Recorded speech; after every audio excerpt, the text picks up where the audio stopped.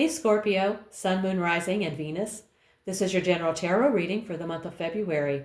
Because this is a general reading, it may not resonate with everyone in the Scorpio collective. So take what resonates and leave the rest. You can always check out your Moon and Rising sign videos. Sometimes they will resonate better. The deck shuffled, spirits here, let's get to it. The first card I draw will talk about your present situation. And we have the Knight of Swords. Things are moving fast, maybe too fast, and there's an intense, driven energy either pushing you forward or swirling around you. You're in a moment defined by action, movement, charge ahead energy. Beware of burnout.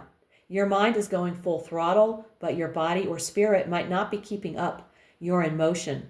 Make sure it's conscious, not chaotic. It's a call to harness your mental power with focus and precision, not just speed. Let's see what your challenge is for the month of February. We have the Hermit. This highlights tension around solitude, guidance, and inner truth. You may be pulling away too much, emotionally, socially, or spiritually. Time alone is meant to bring clarity, but here it may be turning into loneliness, avoidance, or disconnection. The Hermit can signal endless introspection. The challenge is knowing when to stop searching inward and start applying what you already know. The path forward involves stepping out of the cave, lantern in hand, and letting your wisdom be used. Let's look at the best you can hope for. Nine of Cups, wish fulfillment. You may get what you've been hoping for. The best outcome may not be grand or externally impressive, but it will feel very satisfying on a personal level. A sense of emotional peace and being pleased with how things turn out. You could be in a situation where you can get what you want, emotionally, materially, or otherwise, but it may not lead to bigger life changes. It's a solid card in this position. A green light that what you are doing could lead to a positive, satisfying result. Let's see what's in your foundation. The Wheel of Fortune. A pivotal shift set this in motion. Something unexpected, a change of fortune, a twist of fate, or a lucky or unlucky break altered your path and created the foundation for what's happening now. The Wheel of Fortune as a foundation suggests this situation is built on a turning point, a karmic cycle, or an act of fate. Whether it felt like a blessing, a loss, or a wild card, it set everything in motion. The deeper message here is that change is the only constant, and what you're experiencing is part of a larger pattern or evolution. Let's see what's in your recent past. The Devil. This suggests that you've recently dealt with a period of restriction, temptation, or unhealthy attachments. This could involve being stuck in a toxic pattern, addictive behaviors, fear-based thinking, or even power dynamics that felt hard to escape. The good news, this card in the past position implies that you're coming out of it. You may now be recognizing the chains and working to free yourself. Hopefully that is the case. Let's see what's in your near future. We have the King of Wands. This signals that you're stepping into a period where vision, leadership, and bold action will take center stage. This is not passive energy. This is step up, own it, and lead energy. The King of Wands knows how to command, but he doesn't micromanage. Be bold, but stay open to feedback. Lead with passion and wisdom. Whether it's launching something, leading a change, or stepping fully into who you are, this card says, stop waiting. Be the one who moves things forward. And let's take a look at you. The Six of Swords, moving out of troubled waters. This card reveals that you are in a phase of transition, mental release, and quiet forward movement. You're consciously moving away from stress, conflict, or emotional overload. Even if circumstances aren't perfect yet, you've decided not to stay where things are heavy. You're learning to think differently about what happened, which allows emotional relief to follow. You are no longer defined by what hurt you. You are defined by your choice to move toward calmer waters, one gentle step at a time. Let's see what's lurking in your environment. We have the Nine of Wands. People in your environment may be tired, cautious, or operating in survival mode. They may not be as open, flexible, or emotionally available as you'd like, not because they don't care, but because they're protecting themselves. The Nine of Wands in the environment position says, you're in a space shaped by past battles. Strength exists here, but so does weariness. This card invites awareness. Honor resilience, respect boundaries, and decide whether this is a place to rest, reinforce yourself, or prepare for a final push forward. Let's take a look at your hopes and fears. We have the Seven of Swords.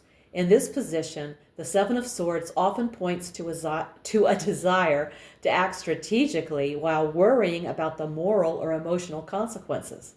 It can also indicate wanting to avoid conflict, but fearing that avoidance will lead to mistrust or misunderstandings. And now we've arrived at the outcome. We have the Five of Cups. Something does not turn out exactly as hoped. There may be sadness, regret, or mourning tied to what was lost, missed, or couldn't be salvaged. The outcome asks you to feel it rather than bypass it. Spilled cups sit in front, while full cups remain behind. As an outcome, this signals a choice. Fixation on what's gone keeps you emotionally stuck. Turning toward what remains opens a path forward. The outcome depends on where you place your attention. Grief becomes the doorway to clarity, and clarity makes room for healing. And now we're going to look at the bottom of the deck, at the card that is the energy behind everything we've seen today, the High Priestess. The High Priestess at the bottom of the deck suggests that your current situation is deeply shaped by what's not being said, not being seen, or not yet ready to emerge. There is wisdom available to you, but only if you get quiet enough to listen. Your inner compass knows the way, even if logic doesn't. Let go of the need for certainty and listen. The High Priestess says, you already know more than you think. You just have to trust the silence. Let's get a message from Spirit using the Oracle of the Seven Energies. And we have Wish Upon a Star. This card invites you to believe in your dreams again. Instead of focusing on how something will happen, you're being asked to focus on the power of intention, wishing, and trust. When you dream and set intentions from a place of joy and belief, you signal to the universe that you're ready to co-create. Release control, allow yourself to imagine freely, and live as though your wish is already unfolding. No dream is ever wasted. Every sincere wish sets unseen magic into motion. Well, I truly believe that. Thank you, Spirit. That is a wonderful and hopeful message. Now I'm going to pull another card for you from the Angel Therapy deck. You have guardian angels with you right now who are whispering loving and accurate words of guidance that can help you with every aspect of your life. Let's draw a card and see what their advice is for the Scorpio Collective for the month of February. And we have Manifestation Power. Use your spiritual gifts and natural abilities to attract your desired outcome. You've got the power. With this card, the angels remind you of your innate spiritual abilities. Perhaps you've been complaining about something or have been feeling like a victim under the influence of someone else's will. This card is a reminder that you have the power to change everything in your life by using your natural spiritual gifts of manifestation. When you complain, you give away your power to others. Complaints are also negative affirmations that attract more of the same undesirable effect. The angels would like you to work on a healthier response. Think about a situation you would like to improve and write, draw, or create a collage that describes the preferred scenario. Look at this depiction of your desires daily and don't worry about how they'll manifest. Anytime you catch yourself worrying about or doubting your manifestation abilities, say, Archangel Jophiel, the angel of beauty, Please beautify my thoughts about my desires so that they're completely based in love. I will post this angel therapy message in the box below this video. Scorpio, this month is not about rushing past your feelings.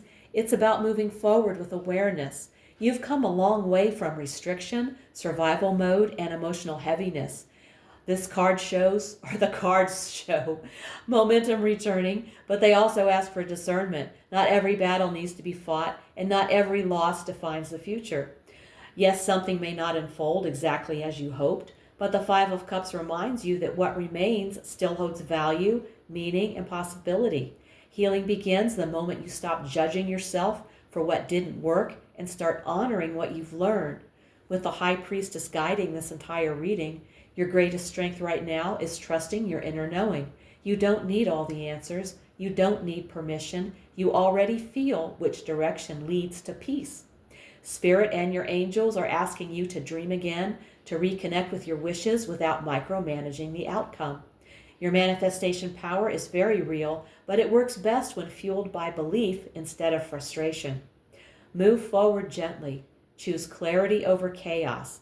And remember, just because something ended doesn't mean the magic did.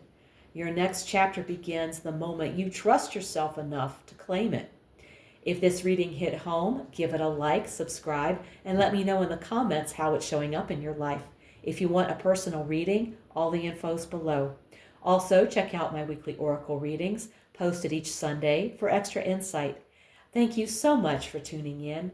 Take care, and I'll see you in the next one.